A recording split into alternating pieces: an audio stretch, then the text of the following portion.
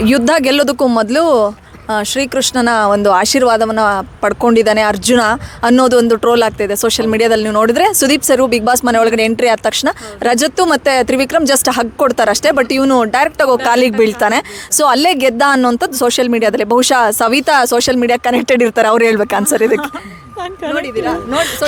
ಅದು ನೋಡಿದೆ ನಾನು. ಹನುಮ ಕಾಲಿಗೆ ಬಿದ್ದಿದ್ದು ಆ್ಯಕ್ಚುಲಿ ಪಾಪ ಸುದೀಪ್ ಸರ್ ಅವ್ರು ಬಂದಾಗ ಅವ್ರನ್ನೇ ದಿಟ್ಟಿಸಿ ನೋಡ್ತಾ ಇದ್ದ ಹನುಮ. ಅಂದರೆ ಅವನಿಗೆ ಅಷ್ಟು ಹತ್ತಿರದಿಂದ ನೋಡ್ತಿರೋದು ಅಂದರೆ ಒಂಥರ ಆಶ್ಚರ್ಯ ಆಗಿರುತ್ತೆ ಅವನಿಗೆ.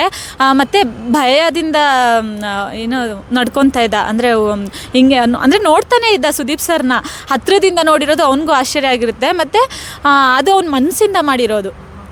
ಸೊ ಏನೋ ತೋರಿಸ್ಬೇಕು ಅಂತಲ್ಲ, ಅವನಿಗೆ ಬೇರೆ ಏನು ಮಾತಾಡೋದಕ್ಕಂತೂ 100% ಬರಲ್ಲ. ಅವನಿಗೆ ಗೊತ್ತಿದೆ ಏನೇನು ಅವ್ನಿಗೆಲ್ಲ ಫೀಲು ಆಗೋದಾಗಲಿ ಅಥವಾ ಹೇಳೋದಾಗಲಿ ಎಲ್ಲ ನಿಜಾನೇ, ಬಟ್ ಅವ್ನಿಗೆ ಮಾತಲ್ಲಿ ಎಕ್ಸ್ಪ್ರೆಸ್ ಮಾಡೋಕ್ಕೆ ಬರಲ್ಲ. ಅದನ್ನೇ ಸಾಂಗಲ್ಲಿ ಹೇಳು ಅಂದರೆ ಆರಾಮಾಗಿ ಹೇಳ್ತಾನೆ ಅನಿಸುತ್ತೆ. ಅದು ನನಗೂ ಗೊತ್ತಿಲ್ಲ, ಬಟ್ ನನಗೆ ಹಾಗೆ ಅನಿಸಿದೆ. ಯುದ್ಧ ಗೆಲ್ಲೋದಕ್ಕೂ ಮೊದಲು ಶ್ರೀಕೃಷ್ಣನ ಒಂದು ಆಶೀರ್ವಾದವನ್ನು ಪಡ್ಕೊಂಡಿದ್ದಾನೆ ಅರ್ಜುನ ಅನ್ನೋದು ಒಂದು ಟ್ರೋಲ್ ಆಗ್ತಿದೆ ಸೋಷಿಯಲ್ ಮೀಡಿಯಾದಲ್ಲಿ. ನೀವು ನೋಡಿದ್ರೆ ಸುದೀಪ್ ಸರ್ ಬಿಗ್ ಬಾಸ್ ಮನೆ ಒಳಗಡೆ ಎಂಟ್ರಿ ಆದ ತಕ್ಷಣ ರಜತ್ತು ಮತ್ತು ತ್ರಿವಿಕ್ರಮ್ ಜಸ್ಟ್ ಹಗ್ ಕೊಡ್ತಾರೆ ಅಷ್ಟೇ, ಬಟ್ ಇವನು ಡೈರೆಕ್ಟಾಗಿ ಹೋಗಿ ಕಾಲಿಗೆ ಬೀಳ್ತಾನೆ. ಸೊ ಅಲ್ಲೇ ಗೆದ್ದ ಅನ್ನೋಂಥದ್ದು ಸೋಷಿಯಲ್ ಮೀಡಿಯಾದಲ್ಲಿ. ಬಹುಶಃ ಸವಿತಾ ಸೋಷಿಯಲ್ ಮೀಡಿಯಾ ಕನೆಕ್ಟೆಡ್ ಇರ್ತಾರೆ, ಅವ್ರು ಹೇಳ್ಬೇಕು ಆನ್ಸರ್ ಇದಕ್ಕೆ. ನೋಡಿದ್ದೀರಾ?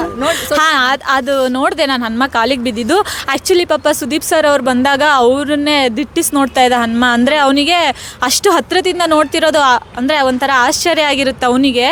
ಮತ್ತು ಭಯದಿಂದ ಏನು ನಡ್ಕೊತಾ ಇದ್ದ, ಅಂದರೆ ಹಿಂಗೆ ಅಂದರೆ ನೋಡ್ತಾನೆ ಇದ್ದ ಸುದೀಪ್ ಸರ್ನ ಹತ್ತಿರದಿಂದ ನೋಡಿರೋದು ಅವನಿಗೂ ಆಶ್ಚರ್ಯ ಆಗಿರುತ್ತೆ. ಮತ್ತು ಅದು ಅವ್ನ ಮನಸ್ಸಿಂದ ಮಾಡಿರೋದು.